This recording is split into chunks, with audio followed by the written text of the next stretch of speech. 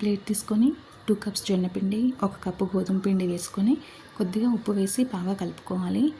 Hot వాటర్ని కొద్దిగా పిండిలో యాడ్ చేస్తూ ఇలా కలుపుకోవాలి. జొన్న పిండితో ఎప్పుడు జొన్న రొట్టెలే కాకుండా ఇలా మసాలా వడల్లాగా ట్రై చేయండి. చాలా బాగుంటాయండి.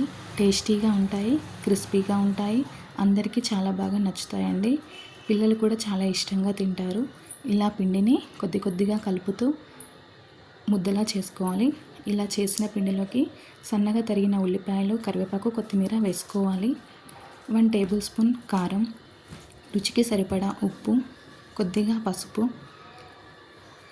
1/2 table spoon garam masala, 1 table spoon ధనియాల పొడి, 1 టేబుల్ స్పూన్ జీలకర్ర, నానబెట్టి పక్కన పెట్టుకున్న శనగపప్పుని ఈ పిండిలో వేసి బాగా కలుపుకోవాలి.